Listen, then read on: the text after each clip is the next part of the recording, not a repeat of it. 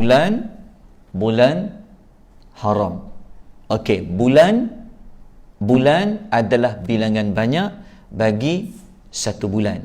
Maknanya malam ni kita nak cerita tentang satu bulan je, tapi lebih daripada satu bulan. Tetapi bulan tu dia disebut khusus oleh Allah, dia dinamakan dengan bulan-bulan haram. So itu adalah dua perkara yang kita kena ulas pada malam ini. Okey, kita pergi kepada perkara yang pertama. Apakah pengertian barakat? Orang sebut berkat. So apa makna berkat? Apa makna berkat? Berkat. Apa tu berkat? Berkat. Okey. Pengertian barakah seperti yang diulas oleh banyak para ulama. Okey. Yang ini kita tak cerita secara khusus pasal berkat lah. Kita kecilkan tajuk sebab berkat ni tajuknya besar. Okey. Dalam Quran, kalau cari ayat dalam Quran kali banyak akan jumpa perkataan berkat. Cuma dalam lafaz yang berbeza. Kadang Allah guna berkat, kadang-kadang barakatun, kadang-kadang barakna. Dia ada banyak lafaz. Tapi kumpullah pelbagai lafaz tadi berkat dalam Quran ni, makna berkat apa? Okey, makna berkat yang pertama. Berkat yang pertama yang didefinisikan oleh para alim ulama yang kaji dalam berkat ini, mereka kata berkat makna yang pertama adalah kathratul khair wa ziyadah. Maksudnya dia kata apabila semua berkat dia mesti membawa makna kebaikan yang banyak. Dan kebaikan tu dia tidaklah berganda, dia sentiasa berganda, dia berkembang. Wa ziyadatu. Okey, kalau sebut berkat, kata kuncinya mesti ada kata kuncinya tentang al-khair, kebaikan. Berkat tu apa? Adalah kebaikan. Tapi bukan kebaikan yang sikit, tapi kebaikan yang banyak. Kebaikan banyak itu pula dia berkembang, dia berganda-ganda. Itu definisi yang pertama. Definisi yang kedua, bagi perkataan berkat, sebahagian ulama kata berkat adalah subutul khair wa dawamu. Kebaikan juga, tapi berkat itu yang kedua adalah kebaikan yang dia tetap. Maknanya kebaikan itu dia tak hilang. Dan kebaikan itu sentiasa berpanjangan. Kebaikan tu, kalau Allah beri kita berkat tu dia sentiasa ada, dan berkat tu dia berpanjangan. Okey. Kenapa? Air berkat ke ni? Air apa ni? Zam-zam. Kalau zam-zam, air dijamin berkat. Kalau air lain, tak diberi jaminan ada keberkatan. Maknanya kalau air ni ada berkat, air ni ada apa? Kebaikan yang banyak. Kalau ambil definisi kedua, berkat itu adalah air ini ada kebaikan yang dari dulu air ni Allah berkat dia, berkat tu tak hilang.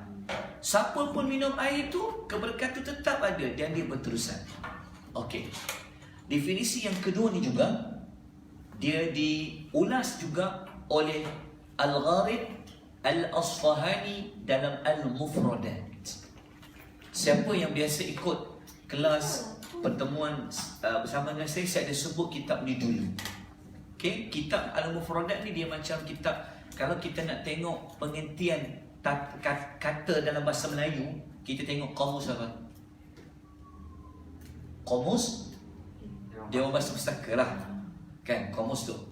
Tapi kalau nak tahu makna perkataan-perkataan di dalam Quran, ada satu kitab yang bagus namanya Al-Mufradat yang dikarang oleh Al-Gharib Al-Asfahani.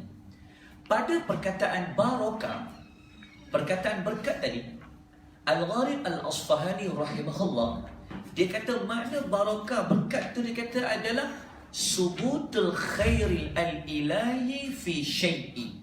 Dia kata berkat tu adalah tetapnya kebaikan Allah, kebaikan dari Allah, kebaikan ilahi dalam sesuatu. Okay. Dia tidak memberi contoh apa sesuatu tu, tapi kalau sebut berkat saja, kebaikan tu sentiasa ada, ia datang dari Allah. Okay, jelas. Jadi malam ni kita nak bincang tentang sesuatu tu apa yang Allah bagi berkat adalah pada bulan, masa ataupun zaman yang kita kecilkan adalah bulan-bulan haram. Maknanya ada bulan-bulan ni dulu lagi dah. Waktu Allah cipta dululah, keberkatan dia sentiasa ada sampai kali. Jadi berkat tu dapat kat kita. Bukan hanya pada umat, bukan hanya pada nabi-nabi dulu saja. Bukan pada orang-orang dulu saja, tapi keberkatan dia sentiasa berpanjangan. Kalau kita dah tak ada dah, contoh kalau kita memang tak ada kat muka bumi dah, bulan-bulan haram tu tetap tak berkat dia ada? Ada. Dan keberkatan tu tidak berkurang. Okey, berdasarkan dua perbahagian makna berkat ke situ, kita buat kesimpulan, dia kalau sebut berkat, kata kunci utama mesti kebaikan. Faedah, manfaat, itu berkat. Okey. Kemudian kalau kita gabung dua pengertian tadi, berkat ni dia mesti banyak. Dan yang kedua, kebaikan tu mesti berkekalan. Kita ambil contoh, air Zam-Zam berkat tak? Air Zam-Zam berkat? Okey, cuba kita ambil contoh air Zam-Zam pada definisi. Air Zam-Zam tu berkat tak? Berkat. Bermakna air Zam-Zam tu Allah bagi apa pada Zam-Zam tu? Ada kebaikan, ada manfaat, ada faedah. Tapi faedah dia tu, manfaat dia, kebaikan sikit ke banyak? banyak. Jawapannya banyak. Lepas tu keberkatan tu hilang ke? Tak, dia kekal. Sebab tu saya pernah sebut dalam segmen minggu lepas Ibrah tu, para ulama kaji, air Zam-Zam tu dia dah wujud sejak 5,000 tahun yang lalu. Ulama kira ulama kira macam mana dia jadi 5,000 tahun yang tu. Yang tu saya tak boleh ulang lah. Nanti cerita pasal berkat tak habis. Kita nak bawa contoh, kalau sebut berkat je, mesti kebaikan. Kebaikan siapa beri? Mesti dari Allah. Tapi kebaikan tu banyak tak? Banyak. Manfaat dia banyak tak? Banyak. Dan manfaat dia saya kekalan. Sampailah hari ini, 5,000 tahun yang lama. Dulu lagi dah. Start daripada zaman Nabi Allah Ibrahim Ismail tu. Dia punya manfaat kebaikan dan tu sampai ke hari ini. Tengok. Dia mudah je. Kalau tempat, waktu, manusia, apa saja yang Allah berkat, dia pasti ada kebaikan. Kebaikan tu sikit ke banyak? Banyak. Dan kebaikan dia berkekalan. Itulah berkat. Jadi tajuk kita, keberkatan pada bulan-bulan haram, bermakna pada bulan-bulan haram ada kebaikan untuk kita. Apa kebaikan tu? Okey, sekarang pengertian berkat dah selesai dah. Tuan-tuan kalau mengaji apa-apa pun, pengertian mesti selesai dulu. Kalau tidak bincang panjang lebar, apa makna tu? So kena belajar dulu definisi dia, pengertian. Okey, selesai buat berkat. Supaya depan ni kita clear. Jangan faham berkat ni macam benda ajaib, macam pelik-pelik. Berkat bahasa Arab, tapi bahasa Melayu contohnya, air ni ada berkat, maknanya air ni ada kebaikan. Kebaikan tu dari Allah. Kebaikan tu banyak. Berkekalan tak? Berkekalan. Tapi tidak semua perkara, tidak semua benda Allah pilih untuk bagi keberkatan. Tapi ada banyak-banyak bulan Allah bagi keberkatan. Jadi tajuk kita, keberkatan bulan-bulan haram. Keberkatan itu apa? Kebaikan. Kebaikan itu contohnya apa? Kita pecahkan dia kepada dua. Ada kebaikan yang kita dapat pada sesuatu, contohnya bulan-bulan haram tu, kebaikan yang kita dapat. Contohnya, ada setengah keberkatan, dia merujuk kepada untuk habuan dunia dia, kita dapat kebaikan dia. Okey, jalan. Dan ada keberkatan itu, dia keberkatan untuk akhirat kita. Dan ada keberkatan itu dua-dua. Dunia pun dapat, akhirat pun dapat. Okey, nampak? Dia punya pecahan dia. Okey. Kebaikan ni pula, keberkatan ni pula, para ulama bahagi dia juga kepada dua sudut. Ada keberkatan yang kita boleh nampak dia. Kita boleh lihat dia. Dia panggil keberkatan dari sudut hissi. Dan ada keberkatan yang kita tak nampak dia. Tetapi dia dari sudut maknawi, dia bukan zahir. Kita tak ada sentuh dia. Contoh, pahala berkat tak? Kebaikan tak untuk kita? Kebaikan untuk apa? Untuk ke mana? Okey, Quran berkat tak? Quran berkat tak? Berkat, maknanya ada kebaikan. Quran ada kebaikan untuk dunia, untuk akhirat. Untuk dunia, contoh paling mudah, Quran ni dia adalah ubat, penawar. Betul? Kebaikan Quran ni sebagai penawar, sebagai syifa, ubat. Tapi untuk akhiratnya, Quran ni apa keberkatan dia? Apa kebaikan kita dapat pada dia? Dia bagi syafaat untuk kita. Okay, nampak contoh-contoh tadi. Tapi kita tak nak cerita tentang Quran. Kita cuma nak pilih, sebab sekarang kita dah masuk bulan-bulan haram. Kita nak cerita apakah kebaikan yang Allah beri, yang boleh kita ambil manfaat daripada bulan-bulan haram. Itu tajuk kita sebenarnya pada hari ini. Okey, jelas? Okey, dah faham yang ini? Maka ayat yang bersesuaian, jelas sebut tentang bulan-bulan haram adalah satu ayat, iaitu ayat 36 muka surat 192 surah At-Taubah. Nanti buka surat At-Taubah, cari ayat nombor 36 muka surat 192. Betul tak ayat tu? Okey, jalan. So ayat ni akan jadi paksi kepada tajuk yang kita nak baca pada malam ni. Okey, tentang berkat, banyak ayat pasal berkat. Ada lebih kurang dekat 38 kali di Quran macam tu. Saja kita berkat bulan-bulan haram kan. Okey, berkat dari banyak ayat. Tapi bulan-bulan haram yang disebut tentang ada keberkatan padanya, ayat yang utama dasarnya adalah surah Taubah ayat 36. Jadi tuan-tuan yang melihat secara online ataupun kalau Quran, buka Quran tu, muka surat 192. Okey, saya bacakan ayatnya dulu. Okey, sebagai mengambil keberkatan keberkatan Quran. Kemudian pula kita nak baca pada bulan-bulan haram ni, kita baca ayatnya. Saya baca kemudian ikut. A'udzu billahi minasyaitonir rajim.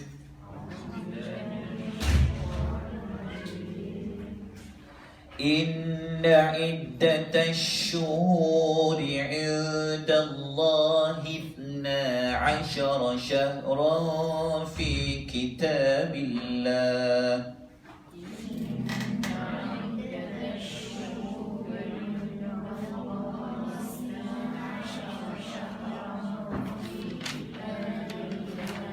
Okey, kita wakaf dekat fi kitabillah, kita ambil balik pada fi. في كتاب الله يوم خلق السماوات والأرض منها أربعة حرم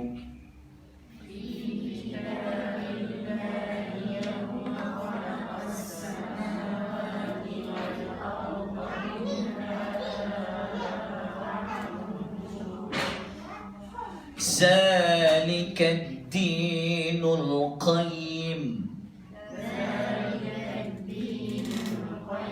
فلا تظلموا فيهن أنفسكم.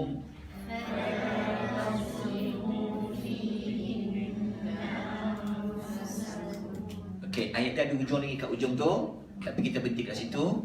Okey, nampak dalam surah At-Taubah ayat 36 ni mana dia sebut bulan-bulan haram? Cuba perkataan haram tak dalam tu? Allah sebut arba'atun hurum. Arba'atun ni 4. Okey, kita tengok dulu terjemahan dia. Okay, tadi kita dah baca satu ayat. Kita baca surah Taubah 36, paksi ayat yang kita nak bincang pada malam ni. Okey, Allah kata apa di dalam Al-Quranul Karim? Sesungguhnya, jadi Allah menegaskan inna sesungguhnya. Okey, kali inna baru sampai. Okey, inna sesungguhnya, menegaskan. Allah kata sesungguhnya bilangan bulan, iddatas syuhur, bilangan bulan. Okey, di sisi Allah, indallah, di sisi Allah tu ada 12 bulan. Okey, Allah bagi tahu, Allah menegaskan kepada kita. Menegaskan ni dia adalah untuk menguatkan, untuk kita ambil perhatian.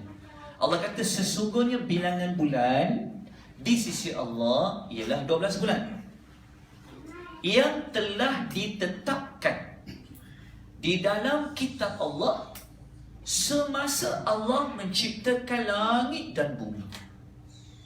Okey, jelas. Lepas tu Allah kecilkan lagi. Allah sebut lagi. Minha, di antara 12 bulan itu, arba'atum, 4 hurum yang diharamkan. Maknanya 4 bulan haram. Okey. Maknanya tajuk kita tu kita dapat tangkap tak? Bulan-bulan haram tu berapa? 4. Okey. Lepas tu Tuhan kata lagi.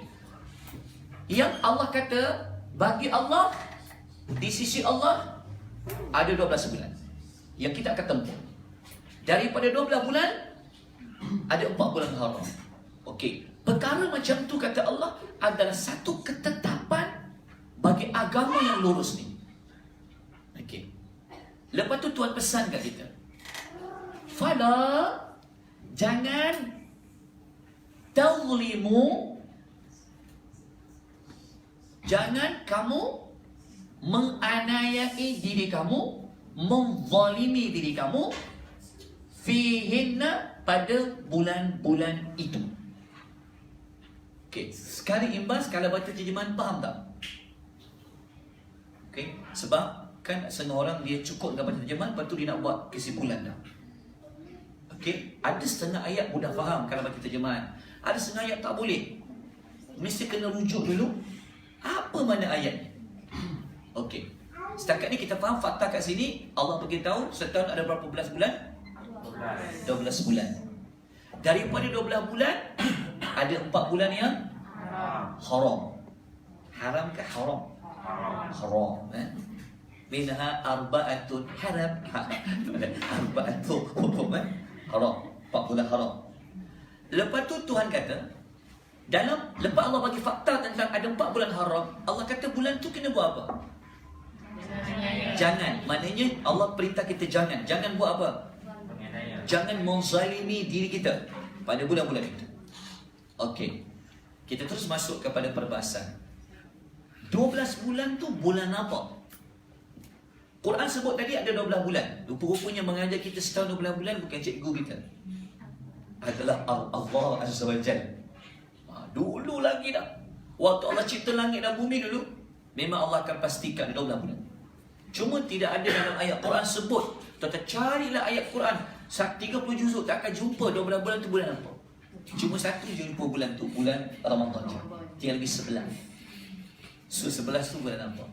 Januari. Okay, 12 bulan tu, kalau buka dalam mana-mana kitab ni cerita tentang bulan-bulan ni, paling senang buka tafsir Ibn Kathir. Pada ayat ni Ibn Kathir disenaraikan dia punya bulan-bulan tu. Okey. Zaman dulu bulan ni dia berterabur, tapi dia tak 12 bulan. Zaman siapa yang boleh susun? Bulan pertama mesti bulan tu. Zaman apa? Yang susun kalender Hijri tu. Zaman Umar kan? Oh, nanti kita cerita pasal masuk bulan mana terus boleh kita cerita. Okey, 12 bulan tu mudah aja. Muharram, Safar, Rabiul Awwal, Rabiul Akhir, Jamadil Awwal, Jamadil Abdillah, Rajab bukan. Jamadil Akhir, Rajab, Sya'ban, Ramadan, Syawal, Zulkaidah, Zulhijjah. Jadi sekarang kita berada pada bulan apa? Zulkaidah. Maknanya kalau ikut bulan Zulkaidah, bulan yang keberapa? Bulan yang ke-11. Kita sekarang berada pada bulan yang ke-11 daripada 12 bulan. Maknanya bulan depan dah masuk hujung tahun, bukan bulan Disember. Okay, maknanya bulan Zulkaidah adalah bulan yang ke-11 daripada 12 bulan. Maknanya kita sekarang berada di hujung tahun. Okay, jelas? Itu 12 bulan. Macam mana tersusunnya Muharram sampai Zulkaidah, itu kita masuk bab susunan tarikh itu kita cerita kemudian. Tapi dapat tahu 12 bulan. Okey, sekarang kita detailkan. Apa makna ayat yang Tuhan kata di sisi Tuhan tadi? Inna iddatash syuhuri indallah. Okey, apa makna indallah tu? Di sisi Allah tu? Okey. Saya merujuk kepada tafsir Al-Imam Qurtubi. Nama kitab tafsir tu Al-Jami' li Ahkamil Quran. Okay, Imam Qurtubi ni di antara yang lebih senior daripada Al-Imam Ibn Kathir lah. tapi dia orang yang awal-awal juga. Okay, Imam Qurtubi kata, apa makna ayat kata di sisi Allah tu? Imam Qurtubi mengatakan fi hukmillahi wa fima kataba fil lauhil mahfuz. Dia kata maksud di sisi Allah tu maknanya menurut ketetapan Allah. Maknanya Allah kata sesungguhnya bilangan bulan di sisi Allah tu 12 bulan tu maknanya di sisi Allah tu maknanya dari sudut ketetapan Allah. Allah menetapkan di sisi dia 12 bulan. Itu maksud di sisi Tuhan. Okey. Apa makna fi kitabillah? Di dalam kitab Allah. Okey, dalam ayat tadi kan kita jumpa perkataan kan fi kitabillah kan. Apa makna kitab Allah? Okey. Kitab dalam Al-Quran ada banyak makna. Okey. Setengah terjemahan dia memang dah buat kurungan lah. Kitab tu, kitab Allah tu maksud apa? Tapi kalau tak ada terjemahan kena tengok dulu. Apa makna kitab di ayat tu kan? Kitab Allah. Fi kitabillah. So kalau belajar Quran, kalau cari perkataan kitab dalam Quran dari banyak makna. Kadang-kadang dia merujuk kepada makna kitab-kitab yang Allah beri kepada Rasul-Rasul dulu. Contohnya macam surah Sajadah. Allah kata pasal Musa kan, walaqad atayna Musal kitab. Sesungguhnya telah kami berikan kepada Musa al-kitab.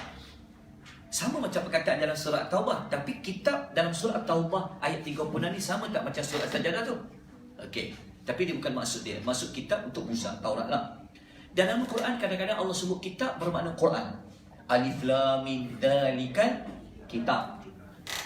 Kadang-kadang dia bukan makna Quran. Dia bermakna Lauh Mahfuz. Faham tak? Kitab dalam Al-Quran kadang-kadang bukan makna Quran tapi bermakna Lauh Mahfuz. Okey. Dan kadang-kadang dalam Quran kitab bukan bermakna Lauh Mahfuz. Dia bermakna buku amal kita. Yang malaikat Raqib dan Atid duduk kanan di kiri kita tu. Buku itulah pun dipanggil kitab. Contohnya kalau baca surah Al-Kahfi, Allah kata wa taral mujrimuna mushfiqina mimma fi. Kan? Kemudian Allah kata tentang kitab. Kitab sebenarnya adalah buku catatan amal. Jadi berdasarkan makna-makna ini, perkataan fi kitabillah dalam surah Sajadah tadi maknanya apa? Merujuk kepada makna apa? Merujuk kepada makna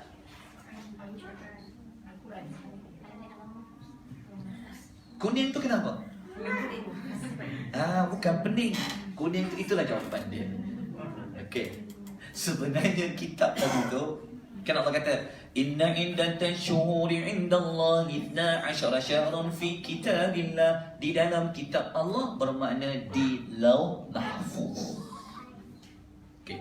Kalau orang tanya di mana dapat kata itu Lauh Mahfuz, kita sebagai orang awam mesti kita kena iktimad. Iktimad ni kita mesti kena bersandar kepada mana-mana ulama tafsir yang muktabar. Okey, saya rujuk kepada tafsir Al-Jalalain.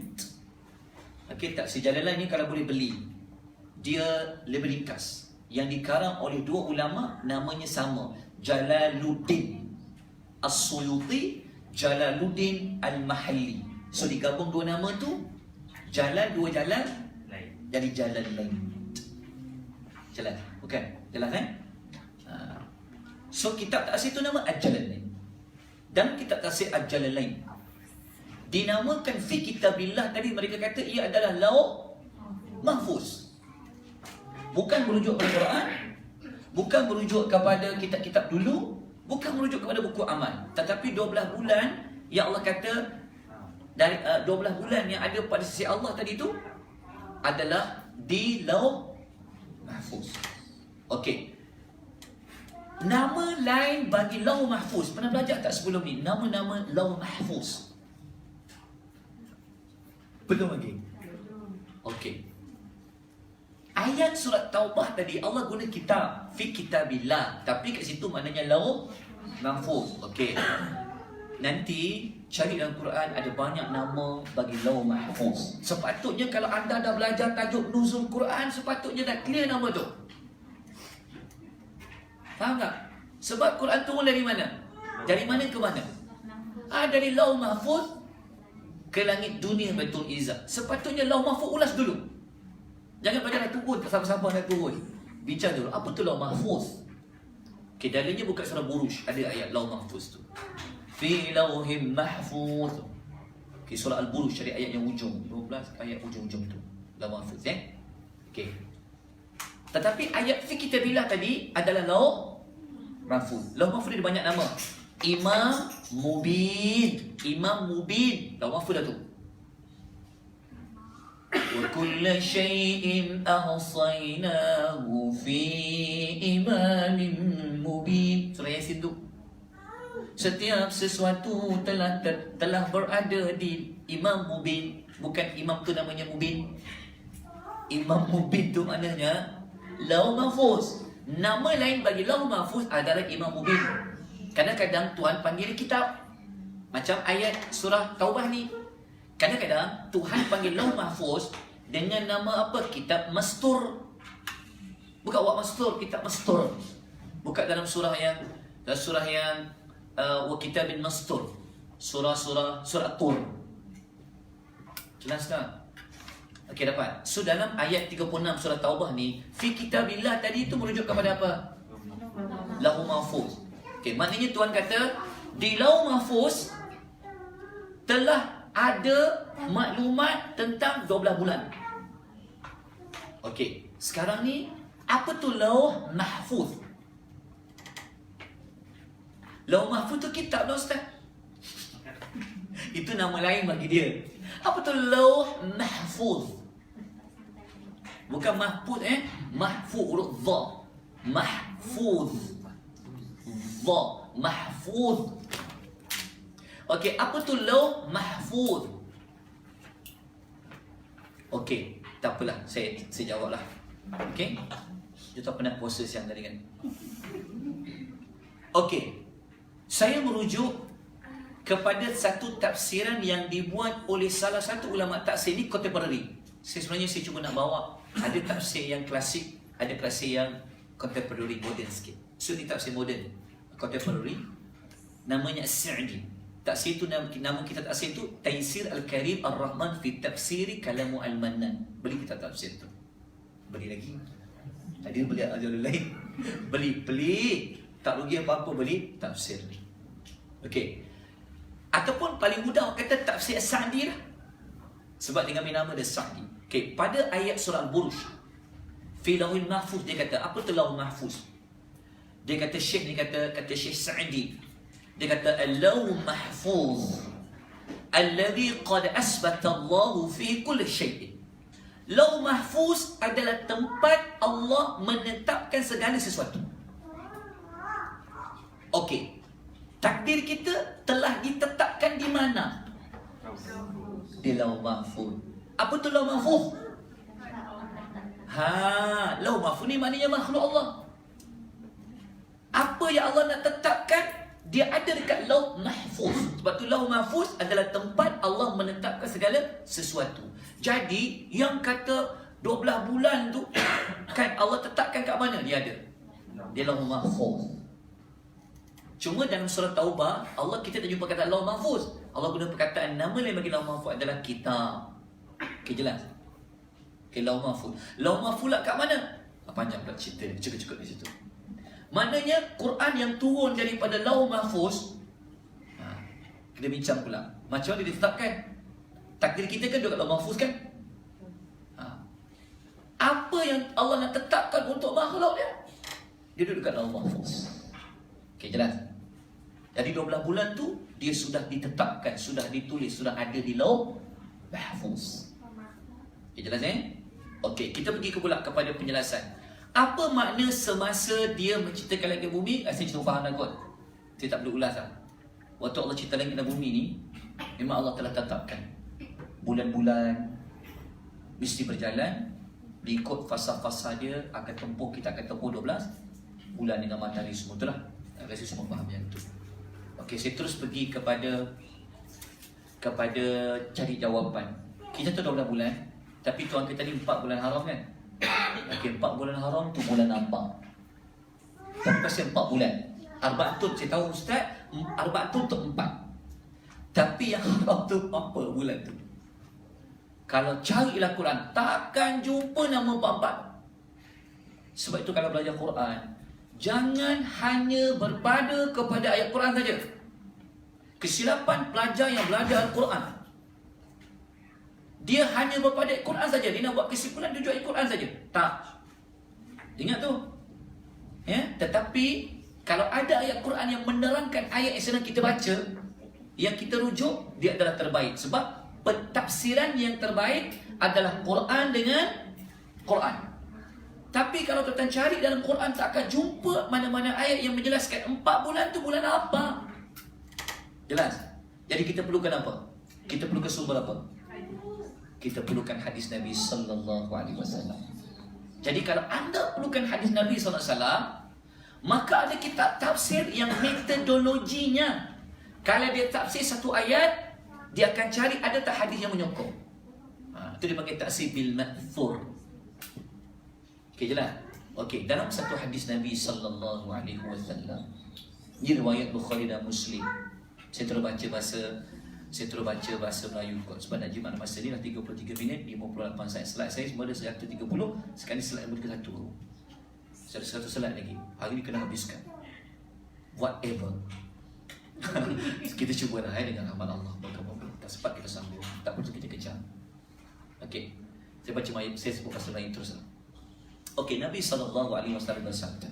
Maksud dia apa? Nabi kata sesungguhnya zaman telah berputar seperti keadaan dia ketika Allah cipta langit dan bumi dulu. Betul tak? Maksudnya zaman sampai sekarang, zaman Nabi 1440 Hijrah yang dulu pun macam itulah yang kita hadapi sekarang. Dia berjalan seperti mana yang telah Allah tetapkan di dalam Lauhul Mahfuz tadi itu. Lepas tu Nabi kata setahun mengandungi 12 bulan, di mana 4 daripadanya adalah bulan haram. Kemudian Nabi explain 4 bulan tu apa? Ini perlu hadis Nabi. Nabi kata 3 bulan itu dia mutawaliyatun, dia berturut-turut, iaitu Zulqa'dah, Zulhijjah, Muharram. Kan dia berturut-turut. Lepas bulan Zulqa'dah bulan apa? Zulhijjah. Lepas bulan Zulhijjah bulan Muharram. Lepas tu Nabi kata sedangkan Rajab Mudhar terletak di antara Jumada dan juga Sya'ban. Jumada tu adalah Jumadal Akhir. Lepas tu Nabi kata Sya'ban. Maknanya kata Nabi, Rajab Mudhar duduknya antara Jumadal Akhir dengan Sya'ban. Maknanya bulan apa Rajab Mudhar tu? Bulan Rajab lah. Tapi kenapa ada Mudhar? Asal saya sulaskan. Okay, 4 bulan tu dapat Zulqa'dah, Zulhijjah, Muharram, Rajab. Okay, tapi Nabi panggil Rajab Mudhar. Saya explain kenapa Nabi panggil Rajab Mudhar. Okay, tolong catat tarik-tarik penting. 4 bulan haram. Kita dah masuk 4 bulan. Kita dah masuk salah satu daripada 4 bulan haram. Ini bulan Julai kan? 4 bulan hari tu, 4 hari bulan ni, berapa bulan 5 semalam. Kita dah masuk 1 Zulqa'dah 1440 Hijrah, seperti mana ayat yang Allah sebut dalam Quran tadi tu. Okey, bulan Zulhijjah dijangka pada kenapa Zulqa'dah? Bukan Julai ni, Ogos silap. Ogos rasanya. 1 Zulhijjah pada 2 Ogos. Silap saya. Betul. 2 Ogos. Lepas tu 1 Muharram. Kenapa 1441? Sebab dia tahun baru. Dijangka pada 1 September 2019. Dia dah makin dekat. Tadi beza sikit. Dia dekat sikit, dia dah bersama 1 September. Satu lagi tinggal bulan apa belum lagi? Rajab. Bila bulan Rajab tu?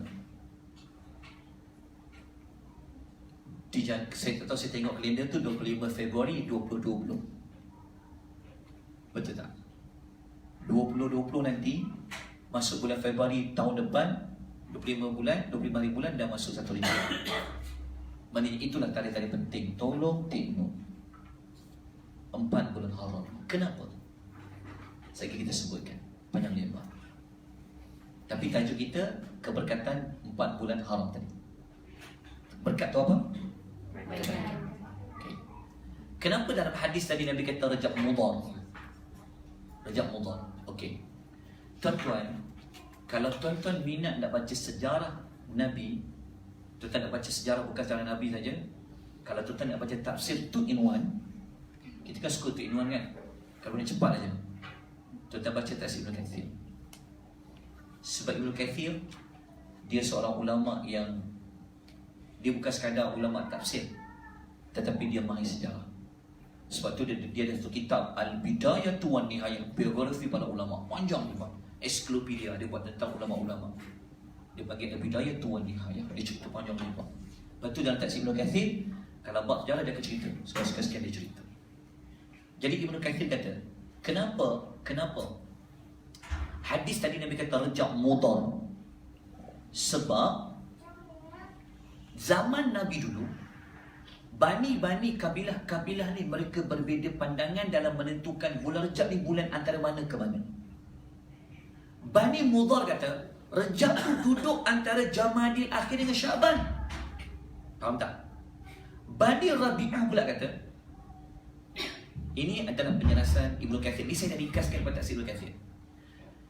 Bani Rabi'ah pula kata tak. Bulan yang Rejab tu dia bukan bulan antara Jamadil Akhir dengan Syaban tu, tapi dia duduk antara Syaban dengan Syawal. Maknanya bulan apa? Bulan Ramadan. Orang dulu dia suka tukar-tukar, dia suka dia je. Okey. Nabi membenarkan, Nabi membetulkan pendapat yang tepat, pendapat Bani Rabi'ah ke Bani Mudhar? Bani Mudhar. Sebab tu Nabi kata tadi Rajab Mudhar.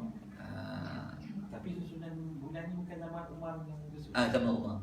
Tapi bulan tu tak ada zaman Nabi dah berjalan dah. Ramadan bulan ni, Muharram bulan ni.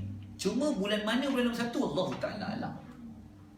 Tapi tetap 12 bulan cari Nabi tadi. Cuma diorang ni suka tukar-tukar. Kau suka dia? Bulan ni kita hormati dia. Ada tukar-tukar. Sedangkan bulan yang kita hormati salah satunya Rejab, mesti duduk selepas bulan Syaban. Cuma dia tak tentu bulan Syaban bulan ke berapa. Macam kita dah dapat maklumat bulan Syab, kita tahu maklumat Zulkaidah bulan 11. Mungkin zaman mereka dulu bulan 11 bulan apa? Tak tahu. Tapi bulan tu dia mesti 12 bulan. Jadi Bani Rabi'ah kata, Bani Mudhar kata, bulan Rejab yang diharap yang Allah muliakan tu, dia duduk antara Jamadil Akhir dengan Syaban. Bani Rabi'ah kata tak. Dia suka-suka. Jadi Nabi membetulkan pendapat Bani Mudhar. Sebab tu Nabi kata Rajab Mudhar. Okey, jelas? Okey. Dapat nama 4 bulan tadi tu? Okey, kalau kita buka dalam Al-Quran lain, kita buka dalam Al-Quran, perkataan bulan-bulan haram ni ada banyak tempat. Perkataan Syahrul Haram ataupun Ashhurul Haram. Al-Baqarah ada 2 tempat. Al-Baqarah satunya ayat 194 dan juga Al-Baqarah ayat 217. Al-Maidah ayat nombor 2. Al-Maidah ayat 97. At-Taubah ayat nombor 5. Ini sekadar sandingan saja, tambahan maklumat. Okey, sekarang kita pergi pada part yang penting. Kenapa 4 bulan tu disebut haram? Kenapa Zulkaidah, Zulhijjah, Muharram, Rajab disebut dengan haram? Sebab apa tuan-tuan? Sebab dia tak halal, Ustaz? Sebab apa dipanggil bulan haram? Okey. Kita mesti cari jawapan. Disiplin kita mesti merujuk dalam kitab-kitab tafsir. Bukan Ibn Kathir contohnya. Dalam tafsirnya nama Al-Quranul Azim. Ataupun nama lain mudah tafsir Ibn Kathir. Ibn Kathir dia buat satu ulasan yang cantik. Dia cerita. Dia kata apa? Kenapa bulan tu mereka haram, mereka muliakan seperti mana Allah muliakan tu? Kerana pada bulan Zulkaidah mereka ni duduk diam kat rumah, antaranya nak siap pergi haji. Bulan Zulhijjah mereka pergi buat ibadat haji. Ingat ya, Kaabah sudah ada. Ibadat haji dan umrah dah ada dah sebelum Nabi lahir lagi, dah ada dah. Okey. Bulan Muharram pula adalah bulan balik haji, hajah dan haji. Kan balik haji kan soleh nampak kan? Haji, hajah kan? Melayu suka kan? Tapi lepas bulan Muharram, bulan Safar, perang. Faham tak? Sampai Rajab, stop. Kita pergi umrah. Ini diceritakan oleh Al-Imam Ibn Kathir. Masa sebelum Nabi lahir lagi, dulu lagi, mereka telah muliakan 4 bulan ni. 3 bulan pasal haji, 1 bulan pasal umrah. Mereka tak perang. Okey, saya sebutkan maklumat lanjut sikit. Kenapa namanya Zulkaidah, Safa, Muharram tu? Tapi saya tak nak ulas semua. Safa tu maksud apa? Adakah Safa ni maksud kosong, maknanya kosong-kosong? Itu kena cerita. Kalau kita belajar tarikh nanti dalam Quran, kita akan belajar kemudian. Tapi saya hanya pilih 4 bulan haram ni. Kenapa namanya nama-nama itu? Okey, dalam kitab yang dikarang oleh Al-Imam As-Sakhawi, kitab ni nama Al-Mashhur fi Asma'il Ayyami wa Syuhur. Okey, Al-Mashhur, yang masyhur pada nama-nama hari dan bulan. Dia ulas. Tuan-tuan kalau boleh belajar nama, kenapa nama bulan tu nama ni, kita faham? Faham ikut je lah kan? Tak, dia ada nama-nama khas ni. Okey, Imam Sakhawi kata apa? Namanya Zulkaidah. Dia kata Zulkaidah tu maksud apa? Dia kata Kaidah ni boleh baca 2. Sama ada qaf tu baca di atas ataupun bagi bawah. Dia kata wal qa'datu bi fathil qafi qultu wa kasriha. Dia kata qa'dah boleh dibaca qaf tu bawah atau atas. Kaidah ataupun qi'dah. Kenapa? Liqu'udihim fi 'anil qitali wat tarhal. Sebab apabila masuk kaedah ni, mereka rehat dari berperang dan pergi mana-mana. Lepas tu kaedah ni duduk. Mereka lihat, tak perang. Nanti kita akan sebut lagi hebatnya bulan Zulkaidah. Jadi kita bulan Zulkaidah kan? So kita kena buat apa? Jangan keluar rumah. Dulu tengok online je kan. Senang. Kan, betul tak? Kenapa kelas tak ramai datang? Ustaz, ni kan bulan Zulkaidah. Okey. Apa dulu? Okey. Manakala hijab, kata As-Sakhawi, boleh dibaca ha tu, boleh dibaca hajjah ataupun hijjah. Dia kata. Sebab apa namanya hijjah ataupun hajjah? Sumiya bizalika li'iqa'ihimul hajjah fi. Kerana bulan itu mereka buat ibadah haji. Jadi mana sebab apa? Ingat ya, zaman dulu mereka dah muliakan Kaabah. Ingat ya? Mereka dah muliakan Kaabah. Mereka dah sangat muliakan Hajar Aswad. Mereka sangat muliakan Maqam Ibrahim. Zaman dulu dah ada dah. Cuma ibadat dia bercampur dengan benda-benda yang mereka takut lama. Itu je. Jadi mereka buat ibadat haji pada bulan Zulhijjah. Manakala Muharram. Kenapa namanya Muharram? Kata Syekh Sakhawi, annal muharrama sumiya bidzalika likaunihi syahran muharraman. Wa indi annahu sumiya bidzalika ta'kidan litahrimihi li'anna al-araba kanat tataqallabu fihi futihillu aman wa tuhrimu aman. Waduh, apa makna je? Kata Imam Sakhawi, jenuh nak terjemah. Dia kata apa? Sesungguhnya dinamakan bulan Muharram kerana ia termasuk bulan-bulan yang diharamkan. Menurut pendapat aku, dia kata, dinamakan Muharram adalah untuk menguatkan lagi keharaman dia. Dia kata. Ini kerana bangsa Arab dulu, mereka ni suka nak berubah-ubah tarikh, berubah-ubah bulan. Tahun ni diharamkan, tahun depan dia dihalalkan. Tu yang Tuhan kata apa? Zalika dinul qayyim. Itu adalah satu ketetapan, dia tak boleh ubah-ubah lagi. Okey ya? Kenapa bulan tu namanya Rajab? Kerana dia kata Rajabun minat tarjibi wa humut ta'zimu. Rajab berasal dari kalimah at-tarjib, bermakna apa? At-ta'zim, pengagungan, peragungan. Itu dah nama bulan Rajab. Sebab tu Rajab, Nabi kata apa? Rajab adalah bulan bulan Allah. Kata dia hadis tu.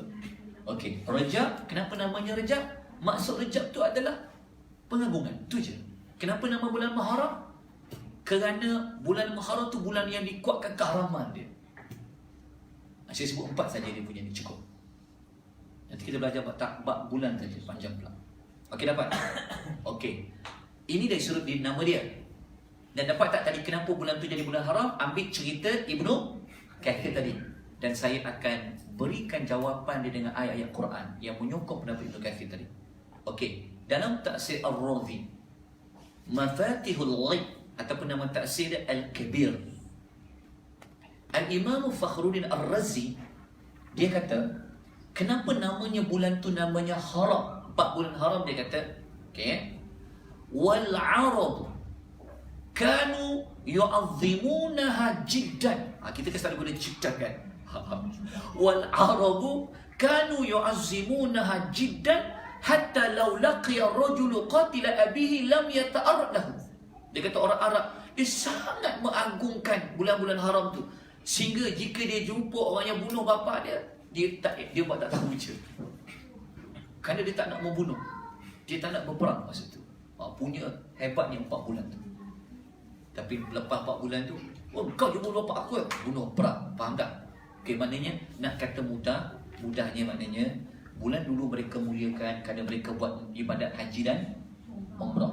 Maka bulan itu tidak berlaku pertumpahan darah, tidak berperang. Mereka sangat muliakan. Kita tengok lagi, kuatkan lagi makna ni. Kita buka dalam Tafsir As-Sa'di. Sa'di kata apa? Wasumiyat hurman lidiyadati hurmatiha wa tahrimin qitali fiha. Dia kata dinamakan bulan tu haram kerana kehormatan dia yang lebih berbanding 8 bulan yang berikutnya, dan diharamkan berperang di dalamnya. Maknanya kalau orang tanya kenapa bulan tu nama bulan haram, kerana bulan itu diharamkan berperang. Jelas tak? Lepas tu bulan tu sangat dimuliakan. Okey, saya sebutkan ayat-ayat Al-Quran yang menyebutkan bahawa bulan itu memang mereka tak berperang. Okey. Contohnya buka surah Al-Baqarah ayat 217, muka surat 300 dan muka surat 34. Al-Baqarah. Allah kata apa? Yas'alunaka 'anil syahril haram qitalin fi qul qitalu fihi kabir. Okay. Mereka bertanya kepada Muhammad tentang berperang bulan haram. Nampak tak? Jumpa tak perkataan bulan haram? Okey. Lalu Allah kata apa? Katakan kepada mereka, berperang pada bulan itu dosanya besar. Maknanya kalau nak berperang pada bulan haram, dosanya besar. Bermakna bulan tu mereka mula memang tak perang. Okey, kita buka surah Taubah ayat nombor 5, muka surat 187. Kalau habis bulan haram ni baru boleh perang. Allah kata apa? فَإِذَا سَلَخَ الْأَشْهُرُ الْحُرُمُ فَقَتُلُوا الْمُشْرِكِينَ حَيْثُ وَجَدْتُمُوهُمْ وَخُذُوهُمْ وَاحْصُرُوهُمْ. Sampai hujung ayat. Allah kata apabila telah habisnya bulan-bulan haram, maka apa? Perangilah orang-orang musyrik di mana saja kamu jumpa dia. Tangkap dia, kepung dia. Tapi selepas habis bulan apa? Bulan haram. Ini dah di antara permulaan. Zaman dulu kalau masuk bulan haram, semua orang akan mengecak senjata, semua orang tak berperang. Habis bulan haram, perang.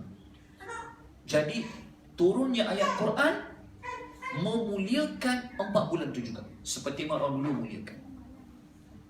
Maknanya bulan itu tentu ada kebaikan. Kalau tidak, kenapa Allah muliakan?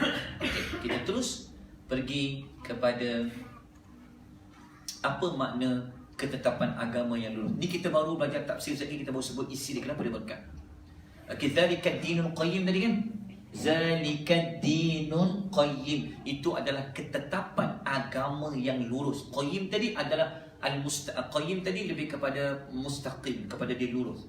Okey, Ibnu Katsir kata yang dikatakan ayat zalika dinul qayyim, dia kata ya'ni, dia kata apa? Inilah syariat yang lurus, yang berbentuk pelaksanaan perintah Allah berkaitan dengan bulan-bulan haram dan pelaksanaan syariat yang ada di dalam Al-Quranul Karim. Maknanya Allah nak kata agama yang lurus yang kita nak jalani ni, yang kita nak hadapi ni, mesti ada bulan tu, bulan yang Allah muliakan. Maka tak boleh berperang di dalam. Maknanya kalau kita betul-betul committed dengan bulan-bulan yang kita akan tempuh setiap tahun ni, maknanya kita mesti memuliakan 4 bulan tu daripada bulan yang lain. Ataupun kan Tuhan kata, jangan kau menganiaya diri kau pada bulan-bulan itu. Maknanya kalau kita ikut sama seperti yang Allah sebut itu, kita berada di bawah pengamalan agama yang lurus. Kalau orang dulu dia tukar-tukar. Nak tukar bulan ni jadi bulan yang mulia, bulan ni dia tukar. Jadi Tuhan kata Zalikatul Qayyim, dah tetap dah. Itulah agama yang lurus sampai bila-bila. Okey, ialah yang ini. Okey, sekarang kita pergi makna dan ini isi penting. Kenapa Allah kata janganlah kamu menganiaya diri kamu dalam bulan-bulan itu? Ni ayat dia tadi, betul tak? Fala tazlimu fihinna anfusakum. Janganlah kamu menganiaya diri kamu. Menganiaya tu kan jumpa perkataan zalim kat situ. Soalan kalau kita terjemah perkata, maka janganlah kamu menzalimi diri kamu dalam bulan-bulan itu. Dalam bahasa lain, jangan kamu menganiaya diri kamu dalam bulan-bulan itu. Apa makna ayat? Okay, sekarang kita tahu dah 4 bulan tu. 14 bulan tahu dah. Apabila masuk 4 bulan tu, kita dah tadi, kita sebut tarikh tadi. Maknanya bulan ni dah bermula dah salat tu. Di antara 4 bulan tu Zulkaidah, Tuhan kata apa pada kita? Jangan kita buat apa? Menganiaya diri kita dalam bulan-bulan. Okey. Apa makna menganiaya diri kita pada bulan-bulan? Saya sayang Ustaz kat diri saya tak pernah aniaya diri saya tak pernah pukul diri saya. Apa makna menganiaya dalam ayat tu? Apa makna zalim kat situ? Okey, apakah makna zalim di dalam Al-Quran Al-Karim? Sebab yang tadi kata jangan menzalimi diri kamu. Maknanya masuk Zulkaidah sekarang ni, kita dah mula Zulkaidah, kita jangan buat apa? Jangan menzalimi diri kita. Apa makna zalim tu? Zalim tu salah satu maknanya adalah menempatkan sesuatu bukan pada tempatnya. Oh, maknanya Ustaz, kalau saya ambil barang kat situ, letak kat situ ke? Kalau tidak, saya zalim ke? Bukan makna itu. Tapi maknanya dia secara umum menempatkan sesuatu pada bukan pada tempatnya ataupun menyimpang dari tujuan. Itu makna zalim. Asalnya zalim tu dua makna ni. Okey, fahami dulu. Sekarang saya sebutkan contoh zalim zalim. Okey, zalim dia terbahagi dua. Zalim terhadap diri sendiri dan juga zalim kepada orang lain. Dua-dua tu pun boleh dipanggil zalim. Kita jangan buat zalim kat manusia lain, jangan buat zalim kat diri sendiri. Okey, zalim kepada diri sendiri dipecah pula kepada dua. Satu, melakukan kesyirikan. Yang kedua, dosa-dosa lain selain daripada syirik. Maknanya ayat tadi Tuhan kata apa? Fala tazlimu fihinna anfusakum. Maknanya kita jangan buat apa? Jangan buat syirik dan jangan buat dosa lain selain syirik. Faham tak? Tapi kenapa Allah panggil dia zalim? Kenapa tak cakap jangan buat dosa terus senang? Okey. Zalim tadi ambil makna apa tadi? Zalim makna apa tadi? Menyimpang dari tujuan ataupun meletak sesuatu bukan tempatnya. Okey, nak faham kita bagi contoh. Okey. Jenis-jenis zalim dalam Quran ni yang paling zalim sekali apa? Dosa apa? Syirik. Buat syirik. Kata kita letak syirik di bawah tajuk zalim terhadap diri sendiri. Okey. Contoh, buka surah Luqman ayat 23, buka surah 412. Allah kata apa? Inna syirka la zulmun azim. Sesungguhnya syirik adalah zalim, betul-betul zalim yang besar.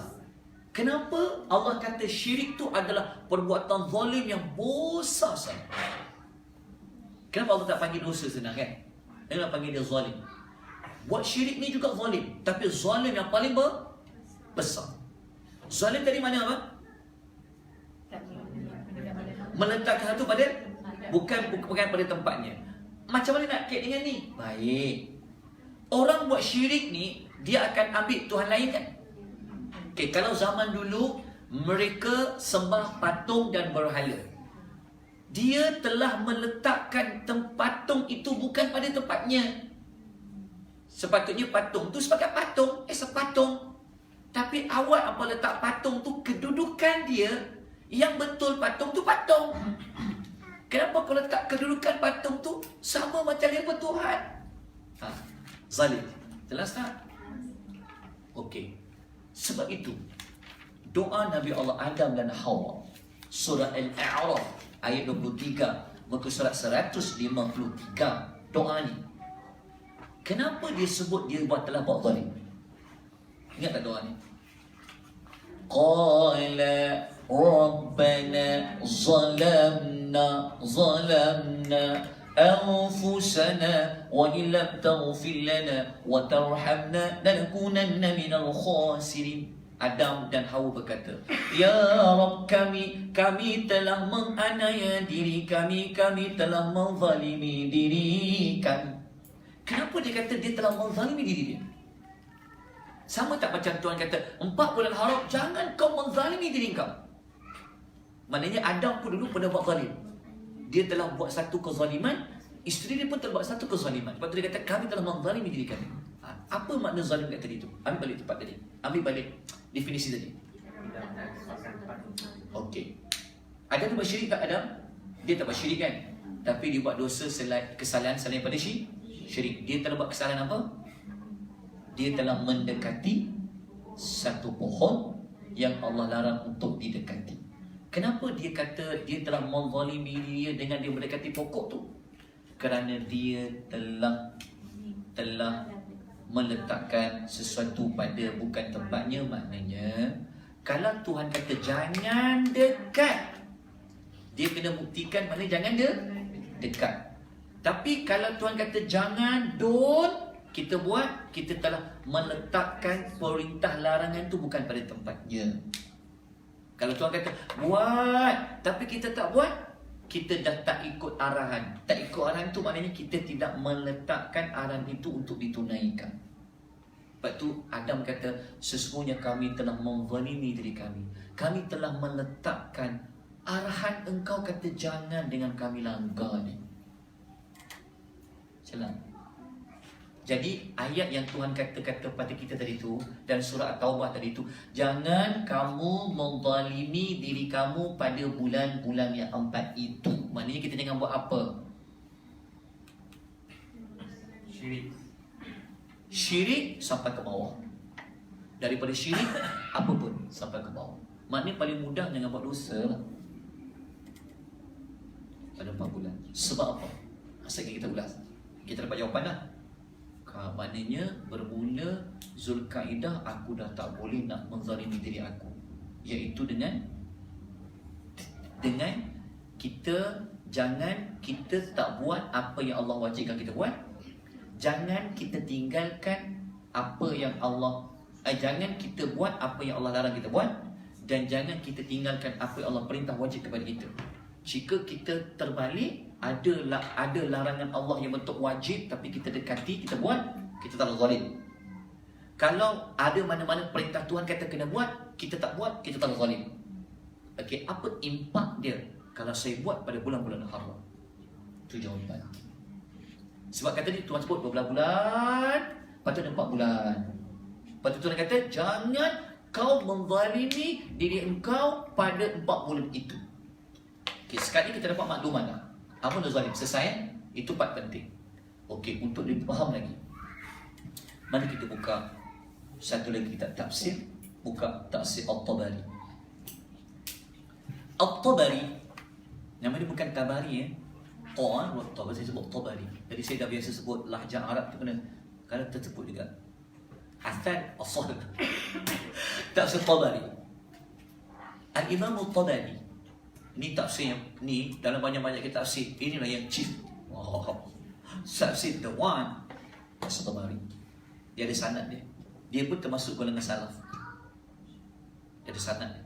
So dia nukilkan satu kata-kata Ibnu Abbas radhiyallahu anhu. Kalau belajar sahabat, tu kalau belajar tafsir dia kan Quran tak jelaskan, hadis tak jelaskan. Ada tak sahabat jelaskan? Ambil kau sahabat. Jadi Ibnu Abbas ni dia kata, dia mengulas ayat tadi tu, dia kata macam ni. Fi kullihinna summa ikhtassa min dhalika arba'ata ashhurin faja'alahunna harama wa 'azzama hurumatihinna wa ja'ala adh-dhanba fihi 'azzama wal 'amala as-salih wal ajra a'zam. Okey, makna dia apa? Dia kata semua bulan tak boleh buat kezaliman, dia kata. Jelas tak? Sebab tadi kan 12 bulan kan. Dia khusus kata, sebenarnya semua bulan tak boleh buat kezaliman. Kemudian Allah mengkhususkan 4 bulan daripadanya kerana Allah dah nak pilih dia jadi bulan yang Allah nak agungkan. Terserahlah pada Allah. Faham tak? Ulasannya begitu. Lepas tu dia tambah lagi. Ini kita punya isi penting kita. Dan Allah menjadikan dosa yang dilakukan pada bulan-bulan ini menjadi lebih besar. Dan siapa buat amal soleh pula, dia buat ketaatan pula, pahala dia juga pun lebih besar. Inilah ciri berkat. Apa keberkatan bulan haram? Keberkatan dia Allah bagi kebaikan kan? Kebaikan kita dapat apa? Pahala yang berganda. Itulah ciri berkat dia. Maknanya datang kelas malam ni, pahalanya lebih berganda datang daripada kelas pada bulan yang lalu. Lepas tu dah tak datang bulan ni. Jelas tak? Jadi kalau nak buat rumah terbuka, jangan buat bulan Syawal. Buat bulan Zulkaidah. Tak ada fadilah apa bulan Syawal ni. Tapi sebab feel Ustaz, Syawal kan masih ada. Itu Melayu. Kau nak buat pahala, kau kena elakkan bulan-bulan ni. Jadi nak bagi duit raya, bagi bulan Zulkaidah. Kita cakap kat anak buah kita, maklum tak nak bagi kau duit raya bulan Syawal, maklum nak bagi kau duit raya bulan Zulkaidah. Yes. Ya betul. Betul. Okay. Ni tak saya Ibn Abbas. Lagi saya akan sokong lagi. Faham tak? Okey. Macam mana digandakan saya akan sebut. Tapi kita belajar keberkatan bulan-bulan haram, kebaikan yang Allah nak bagi untuk kita adalah kebaikan dia, keberkatan dia adalah kalau kita buat satu amal, amal itu dikandungkan. Maknanya kalau sekarang kita baca Quran, kalau bulan Syawal itu baca Quran, kalau kita baca Bismillahirrahmanirrahim kan? Kaf ha ya ain sad. Dapat berapa pahala? Ada 5 huruf kan? Dapat 50. Tapi baca bulan Zulkaidah Kaf ha ya ain sad lebih 50. Sebab kita baca pada bulan haram. Kita sedekah pada bulan haram. Kita bagi duit raya pada bulan-bulan haram. Jelas. Kita buat jamu orang makan pada bulan haram. Jangan ikut style. Dia nak pergi akhirat ni, jangan ikut style orang. Ikut apa yang Allah dan Rasul kehendaki. Tapi tak ada feel lah. Sebab orang kata, Syawal kan dah habis, kau masih buat open house ke? Engkau tu lah, sepatutnya bukan open house. Istilahnya benar adalah menjamu orang makan. Itu baru betul. It'imut ta'am. Tapi kita guna istilah tu lah. Apa ingat orang nak makan bulan Syawal je? Bulan kau tutup. Orang kita ni macam-macam lah. Sangat inovatif dan kreatif. Tak betul buat. Maknanya tuan datang kelas pada malam ni pahala lebih banyak daripada tuan datang kelas yang bulan Syawal tadi. Lepas tu kita buat kelas sebenarnya. Okey, ambil dulu tafsiran ni, kita kuatkan lagi. Ada tak pendapat tafsir ulama lain kata seperti Ibn Abbas kata? Kita ambil bawah sikit, kita ambil tabi'in kata apa? Qatadah radhiyallahu anhu rahimahullah. Perkataan Qatadah ni saya ambil dalam tafsir At-Tabari.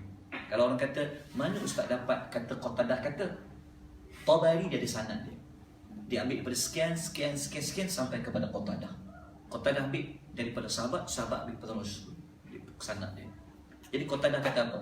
Dia kata inna zulma fil ashhuril hurumi a'zamu khati'atan wa wizran. Dia kata min az-zulmi fima siwaha wa in kana zulmu ala kulli halin 'aziman walakinna Allah yu'azzimu min amri ma yasha. Dia kata sesungguhnya buat zalim ni yang dilakukan pada bulan-bulan haram lebih besar kesalahan dan dosanya berbanding yang dibuat pada bulan-bulan lain. Maknanya kalau kita buat dosa bulan Syawal, dosanya tak seberat buat pada bulan Zulkaidah. Faham tak? Kan balik raya ramai adik-beradik, ipar-ipar doan. Boleh tu membawang pada bulan Syawal dengan membawang pada bulan Zulkaidah, dosanya lebih berat. Tapi bukan kita suka bawang tu. Tak. Faham tak? Jelas tak? Maknanya Qatadah ni, kalau sebut nama Qatadah bab tafsir memang orang tak nafikan. Qatadah ni, lepas tu saya ambil daripada Tabari pula. Okey, dia kata apa? Sekalipun buat zalim ni sebenarnya apa pun keadaan satu perkara yang besar, dia kata. Sebenarnya tak boleh. Dia kata bulan apa pun tak boleh. Buat zalim mana-mana pun satu perkara yang tak boleh pandang rendah. Tapi dia kata namun Allah Ta'ala berhak nak membesarkan apa sahaja urusan yang dia kedaki. Maknanya sebenarnya buat bulan Syawal pun tak boleh buat dosa. Bulan Zulkaidah, bulan Jamadil Awal pun tak boleh. Bulan Safar pun tak boleh, dia kata sebenarnya. Tetapi kenapa dia jadi besar dosanya, pahalanya? Sebab Allah yang pilih. Allah yang nak membesarkan sesuatu, terserahlah kepada Allah. Okey, jelas tak dia kata? Okey, buka lagi satu tafsir Al-Razi dalam Mafatul Ghaib. Dia kata apa? Dia kata kenapa bulan tu dinamakan 4 bulan haram? Dia kata wa ma'nal hurum, dia kata anna ma'siyata fiha ashaddu iqaban wa ta'ata fiha aktsaru thawaban. Dia kata kenapa bulan tu namanya haram? Sesungguhnya maksiat di dalam bulan itu lebih berat azabnya, dan ketaatan di dalam bulan itu lebih banyak pahala dia. Sama tak macam Ibn Abbas sebut tadi tu? Sama. Oh, maknanya ketaatan kita datang kelas zikir, semua lebih besar. Ziarah orang tua pada bulan Syawal tak sama ziarah orang tua pada bulan-bulan haram. Jelas tak? Tapi jangan lepas ni Syawal tak balik rumah lah. Kenapa tak balik rumah ni no? Bulan Syawal tunggu lama, bulan Zulkaidah saya balik. Janganlah. Faham tak? Tuan-tuan, buat kebaikan jangan fikir sedikit, kena banyak. Jangan bertanggung. Faham tak? Jangan bertanggung. Tapi kalau nak buat kebaikan, buat juga pada bulan haram. Kena ingatkan. Tak ramai orang kata ingat yo bulan haram. Tak ada. Ramadan. Sebenarnya bulan haram Allah sebut dalam Quran. Kita baca Quran tadi. Okey, jelas yang ini. Okey ya. Okey, sekarang kita belajar pula. Sekarang dah 1 jam 9 minit 46 saat. Saya sepatutnya sampai pukul 10. Dah lah duduk majlis ilmu bulan-bulan haram. Duduk lama pula tu. Lagi pahala dia berganda kan. Tengah hujan lah tu. Ganda betul. Saya tadi jam dari masa dekat UK Perdana. UK Terbangsa. Daripada sana sampai nak ke Sungai Besi, rupanya ada satu mayat terdampar di tengah jalan. Saya tadi dah terisau tu belahan. Kedek-kedek belahan. Cema ada tak accident ke Allah Ta'ala. Ada accident tapi satu mayat tu ada duduk tengah-tengah jalan. Takut saya terus. Maksudnya sini, lagi sulit kita nak jumpa satu amal, lagi banyak pada Allah gandakan. Datang kelas masa hujan tak turun, dengan hujan turun pahala dia tak sama sebab kesulitan. Tapi jangan minta ya Allah hujan lah, maka dah pahala banyak. Jangan. Faham tak? Macam tu. Okey. Tambah pula pada bulan haram, ya Allah. Okey, sekarang kita belajar. Tahu tak macam mana amal ni dikira oleh Allah? Tapi kita dapat fakta. Ciri keberkatan bulan haram ni mudah je tadi. Apa ciri keberkatan dia? Allah bagi pahala berganda. Okey. Macam mana pahala kita dikira berganda? Macam mana amal ni sebenarnya dikira? Okey. Anda tolong buka ataupun cari satu buku yang dikarang oleh Al-Imam Nawawi. Buku tu adalah hadis 40 Nawawi. Kalau suruh belajar hadis 40 tu hadis tu. Tapi dalam buku tu bukan 40 hadis sahaja. Ada 42 hadis. Cari hadis nombor 37. Akan jumpa tentang amal. Tapi sebelum saya baca hadis tu, kita kena letak dulu ayat Quran tentang macam mana Allah kira amal kita. Hari tu tentang puasa 6 Syawal kan, campur dengan Ramadan, berapa pahala Allah beri? Macam setahun. Macam mana kira setahun tu? 30 hari Ramadan campur 6 hari Syawal, berapa kali semua sekali hari? 36. 36 kali 10 jadi 360. Siapa yang terlepas pahala macam setahun, dia ada lagi, dia ada peluang lagi sekali. Dia mesti puasa 3 hari setiap bulan. Setiap bulan dia akan dapatlah pahala macam setahun. 3 hari setiap bulan, setiap bulan, maka dia akan dapat pahala macam puasa setahun. Macam mana kira tu? 3 hari kali 12 bulan equal 36 hari. Kali 10, 360. Dia tak sempat nak puasa 6 Syawal. Terlepas dah aku puasa macam setahun. Kan? Dia hanya dapat 300 hari saja. Dia nak dapat lagi, dia alternatif dia puasa 3 hari setiap bulan. Jangan miss 3 hari tu. Tak kira nak puasa pada mana-mana hari, janji 3 hari. Tetapi kita dah belajar ilmu dah dulu. Kita belajar kalau buat amal, jangan cari good, jangan cari better, cari the best. So the best 3 hari tu bila? 13, 14, 15. Jangan salah faham. Jangan menghadkan 3 hari misalnya putih. Yang 3 hari putih tu adalah yang paling afdal. Jelas tak? Jangan hadkan. Tapi mana-mana 3 hari boleh. Maknanya kalau setiap bulan 3 hari, kali 12 bulan, 36 hari, sama tak macam formula 30 hari Ramadan campur 6 Syawal, 36 sama. Maksud daripada Zulkifli sampai ke Ramadan tahun depan. 3 hari dengan 3. Sampai Ramadan akan datang. Maknanya Ramadan saya puasa 3 hari juga Ustaz. Taklah, itu wajib lah. Itu dikira wajib lah. Faham tak? Tapi kalau dia puasa 6, kan, dia puasa pula 3 hari setiap bulan, dia akan dapat macam 2 tahun lah. Okey, jelas tak? Okey, macam mana dapat formula tu? Sebenarnya ada dalam Quran. Buka surah Al-An'am ayat 160. Muka surat 150 dalam Quran, surah Al-An'am. Ini formula bagaimana Allah kira pahala amal hamba-Nya. Minimal. Okey, Allah kata apa? وَمَنْ جَاءَ بِالْحَسَنَةِ فَلَهُ أَشْرُ أَمْثَالِهَا وَمَنْ جَاءَ بِالسَّيِّئَةِ فَلَا يُجْزَى إِلَّا مِثْلَهَا وَهُمْ لَا يُظْلَمُونَ.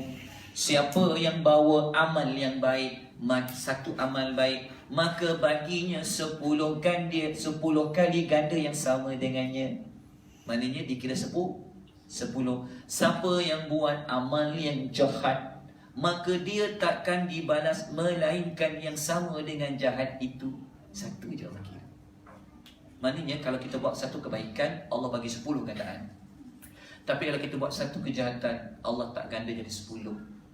Satu je. Ayat kan Allah kata wa man jaa bis-sayyi'ati fala yujza alaih. Fala yujza illa mislah. Tapi waktu baik Allah kata falahu asyru amsalih. Jelas tak? Sebab itulah kita buat kebaikan, Allah bagi 10 ganjaran. Tapi kalau kita buat jahat, tak ditulis 10, tapi hanya tulisan 1. Ayat Quran ini diterangkan oleh Nabi SAW yang tadi ni. Hadis nombor 37. An-Nawawi Imam Nawawi ini dia hanya mengumpul saja, tetapi ini hadis Nabi. Okey, kalau boleh kuasai 42 hadis ni memang cukup. Lepas tu dia fokus pada 42 hadis saja. Lepas tu tuan-tuan dia, kalau belajar Quran jangan tinggal hadis. Ni belajar Quran hadis langsung, tak nak bagi kisah. Langsung tak belajar. Lepas tu yang belajar hadis pula puas belajar hadis, tapi Quran pun tak faham, pun masalah juga. Suka dia dua-dua. Faham Okey, dalam hadis tu Nabi kata apa? Ni Nabi kata. Saya terus Melayu sebab saya ada masa yang agak sikit-sikit. Saya ada di dalam 14 minit saja. Nabi kata apa? Sesungguhnya Allah Ta'ala telah menulis segala kebaikan dan keburukan. Kemudian Allah menjelaskan semua itu. Siapa? Siapa yang ingin ni bukan sekadar rintasan, dia memang ada kat zaman. Contohnya ada orang kata, aku hari Jumaat ni, macam dia katakan, dia dah 2 hari dah hari tu. Hari Jumaat aku pergi kelas, aku nak pergi Targo Center lah. Dia ada kat azam, dia dah buat jadual, diingatkan. Tiba-tiba dia tak dapat nak buat. Kan? Siapa yang ingin buat satu kebaikan lalu dia tak melakukan, Allah akan tulis kebaikan itu di sisinya sebagai 1. Jika dia nak buat kebaikan lalu dia dapat buat, Allah akan tulis kebaikannya berapa? Bermula dari 10 sampai naik 700 sampai berganda. Okey? Sampai 700 sampai ganda ni banyak. Okey. Lepas tu Nabi kata, jika dia nak buat benda yang jahat, kan? Tapi dia tak buat benda jahat tu, dia tinggalkan. Allah akan tulis kejahatan di sisinya sebagai satu kebaikan. Faham tak? Tapi dia niat nak buat benda jahat, tiba-tiba dia buat benda jahat tu, Allah hanya tulis satu je kesalahan dekat dia. So ringkasan ni macam ni. Ni. Tengok jenis niat, tengok pelaksanaan, tengok catatan amal. Ini berdasarkan hadis dan ayat Quran surah Al-An'am tadi tu. Kalau kita niat buat baik, tapi kita tak dapat nak buat baik tu, dalam buku amal kita dicatat berapa? Satu kebaikan. Tapi kalau kita niat buat baik, kita dapat buat dia, Allah catat 10 kebaikan. Kalau kita niat buat benda buruk, kan, kita tak buat benda buruk tu kerana kita risau, takut kepada Allah, Allah tulis satu kebaikan. Tengok niat buat buruk tapi tak jadi buat, tulis satu kebaikan tu. Tapi kalau dia niat buat buruk, dia buat benda buruk tu, tetap tulis satu juga. Okay, jelas tak? Itu cara Allah tu beramal. Okey, formula ini dia tidak terpakai apabila anda masuk 4 bulan haram. Ambil balik kata-kata Ibn Abbas, Qatadah Ar-Razi kata, formula dia tengok yang sebelah kanan. Nampak tak? Yang belah sini. Gambar tu apa tu? Yang biru lebih. Okey, tengok ya. Kalau kita niat buat baik, tapi kita tak dapat buat, selain bulan haram ditulis satu, tapi masuk bulan haram dibagi lebih. Allah bagi lebih. Kalau niat buat baik pada bukan bulan-bulan haram ditulis 10 kalau kita jaya buat. Contoh macam sebut tadi tu lah, baca satu huruf, kita baca Nun, Sadaqallahul Azim, dapat 10 kalau bulan Syawal. Tapi kalau bulan Zulqa'dah, Qaf, Allahu Akbar, Allah bagi lebih daripada 10. Sebab anda baca nun yang sama, satu huruf pada bulan Syawal, Allah bagi 10. Tapi anda baca nun yang sama pada bulan Zulqa'dah, Allah bagi lebih pada 10. Tapi kalau kita buat kejahatan, bahaya. Kalau kita niat buat benda buruk, kalau kita tinggalkan kerana Allah, lebih kita dapat kebaikan lah. Tapi kalau kita buat tu, bawah tu, bukan ditulis satu, tapi lebih pada satu. Sebab apa? Sebab kita melakukan kejahatan itu pada 4 bulan haram. Okay, jelas? Dan nampaklah sebenarnya apa pelajaran yang sangat besar yang kita dapat pada keberkatan bulan haram. Allah nak bagi pahala yang berganda, tapi bahaya pada dosa. Okay, jelas? Okay, ada sikit lagi maklumat. Ada soalan? Ada pertanyaan? Dia sama dengan tanah haram kan? Tanah haram dia lagi berganda lain. Dia ada faktor gandaan lain. Dia buat bulan haram, tanah haram pula, dia dapat lagi gandaan lain pun. Soalan tuan tu saya jawab dengan benda ni. Kalau kita belajar tentang pahala dan dosa, okay, ada satu kitab yang namanya Jami' Al-Ulum wal Hikam. Kitab ni adalah antara kitab yang terbaik memberi huraian syarah kepada Hadis 40 Nawawi tadi tu. Kalau kita baca Hadis 40 Nawawi, dia cuma bawa matan saja, huraiannya tak ada. Tapi kalau nak baca huraian-huraian kitab yang terbaik, dicadangkan cari kitab namanya Jami' Al-Ulum wal Hikam. Dah ada terjemahan dah, karangan Ibn Rajab Al-Hambali. Dalam kitab tu dia kata faktor-faktor yang boleh pahala ni naik bertambah dan faktor-faktor yang boleh dosa ni meningkat. Dia kata setakat yang saya jumpa dalam buku Jami' Ulum wal Hikam ada 3 faktor. Faktor yang pertama, lihat dari sudut masa. So bulan-bulan haram ni duduk faktor yang mana? Masa lah. Maknanya ada satu masa, jika kita buat amal baik, pahala tu naik. Kalau kita buat benda dosa buruk, dosanya akan bertambah. Faktor masa. Masa tu apa? Pertama, 4 bulan haram. Dalil dia apa? Ayat kita dah baca tadi. Dan masa lain, masa buat ibadat haji. Masa kita buat ibadat haji ni, kita mengaji Quran masa buat ibadat haji, pada bulan-bulan haji tu, pahala dia berganda.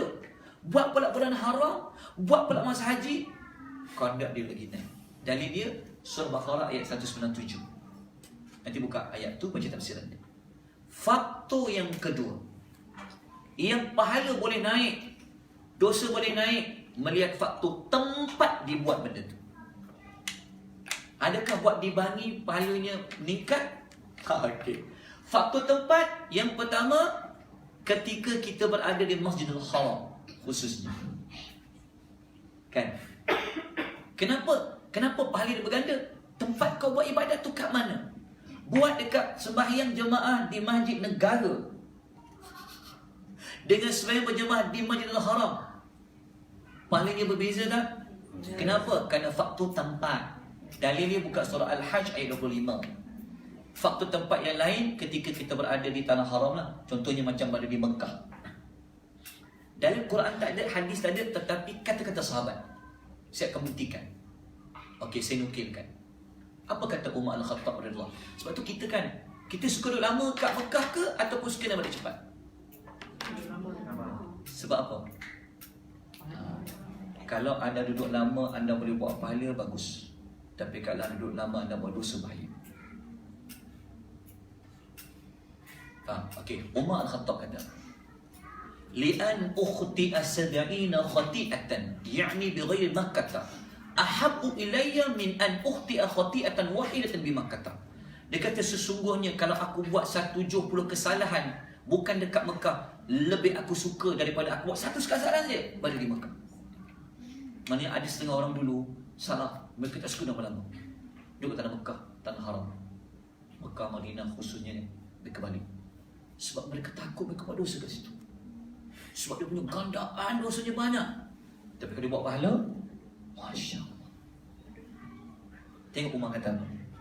Dia kata kalau aku buat satu dosa, bukan masa tu bukan aku dekat Mekah, lebih ringan. Dia kata kalau aku buat dosa bukan kat 70 dosa lah, kalau bukan di Mekah, lebih ringan daripada aku buat satu dosa berada di Mekah. Kenapa? Faktor tempat kesalahan tu dibuat. Mujahid rahimahullah ta'ala, bukan Dr. Mujahid tabi'in, dia kata apa? Tudha'afu sayyi'atu bi Makkah kama tudha'afu al-hasanat. Dia kata dosa-dosa akan digandakan di Mekah sebagaimana juga pahala-pahala digandakan di sana. Tadi tu lah. So anda nak buat macam mana? Adakah anda jamin anda kuat buat kebaikan ataupun anda tak lari pada kejahatan? So fikir-fikirkan dia. Memang salafus salih dulu memang ada macam tu. Kalau boleh balik-balik selesai. Sebab dia takut dia buat dosa, sebab gandaan dia banyak kesalahan dia. Wallahu ta'ala. Itu saya tak boleh bagi satu muktamad. Tapi kebaikan disebutkan. Antara rahmatnya mungkin Allah nak sebut. Jelas Okey, faktor yang ketiga, pahala boleh bertambah, dosa boleh bertambah. Faktor melihat darjat seseorang. Beza ya, nanti paling bahaya sekali. Mungkin ustaz ni dosanya lebih besar daripada orang awam. Dan jangan ingat jadi ustaz ni mulia. Bukan ada ustaz kan dia ada follower apa semua. Janganlah. Bukan satu kemuliaan. Contohnya, para nabi mulia tak dia? Mulia. Tapi kalau dia buat pahala kanda, kalau buat dosa berat. Surah Al-Isra ayat 174-75 dalil dia. Dan saya buat contoh isteri-isteri Nabi. Kenapa dia lebih mulia? Sebab dia isteri kepada para Nabi. Okey, kita tengok ayat Al-An'am 30-31. Allah kata apa? Ayat 30 Allah kata ya nisa an-nabi man ya'ti minkunna bi fahishatin mubayyinah yudha'af lahal 'adabu dhi'faini wa kana dhalika 'ala Allah yasira. Allah kata, hey isteri-isteri Nabi, siapa antara kamu yang buat satu perbuatan keji yang nyata, nescaya digandakan azabnya 2 kali ganda. Sebab apa? Sebab kamu mulia. Kamu itu isteri bagi para Nabi. Kalau kamu buat jahat, 2 kali ganda daripada orang biasa. Last tak? Tapi kalau dia buat kebaikan, Allah kata apa? 31.